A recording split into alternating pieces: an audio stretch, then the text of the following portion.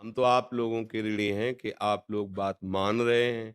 इस कलिकाल के भयावह प्रचंड तांडव हो रहा है जो अधर्म युग, उसमें आप लोग किसी संत की बात सुन रहे हैं, कोई परमार्थ की बात सुन रहे हैं।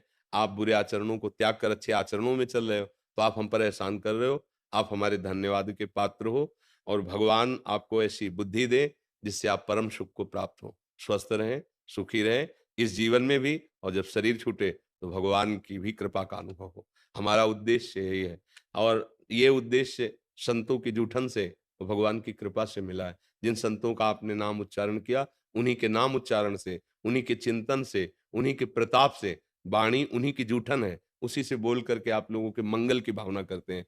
हमारे में कोई सामर्थ्य नहीं है। अगर आप स्वीकार न करें तो हम कुछ नहीं कर सकते। आप स्वीकार कर रहे हैं, आपका परिवर्तन हो रहा है, या हमारी बात को स्वीकार करने के कारण अहोभाग्य है।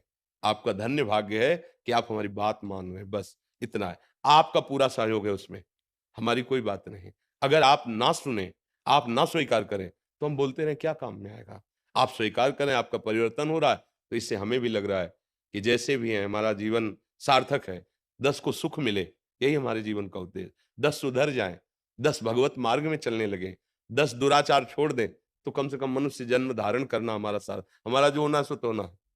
लेकिन इस संसार में जन्मे, इस संसार का अन्न खाया, इस संसार के वस्त्र पहने, इस संसार के समाज में रहे, तो समाज का मंगल हो, समाज सुखी हो, समाज आनंदित हो। ये तभी हो सकता है जब आप हमारी बात मानें। आप बात मान रहे हैं, इसलिए हम प्रणाम करते हैं। आप धन्यवाद के पात्र हैं बात मानने के कारण। तो भगवान की कृपा निश्चित है, तभी आप बात मान रहे हैं। इसलिए धन्यवाद के पात्र इधर नहीं, आप लोग हैं जो आप बात मान रहे हैं।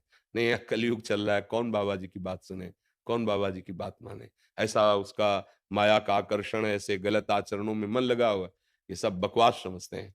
शास्त्र और शास्त्र समस्त वाणी को आज के आधुनिक यंत्रों में विचरण करने वाले मन बुद्धि वाले, इसे सब ऐसा समझते हैं, सब काल्पनिक है।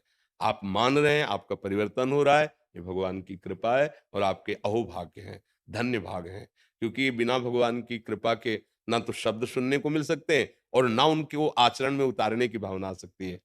अतिशय कृपा राम की हुई, पाँव दे या मार्ग सोई। इस मार्ग में कदम वही बढ़ाता है जो भगवान का कृपा पात्र है। आप सबके ऊपर भगवान की कृपा है।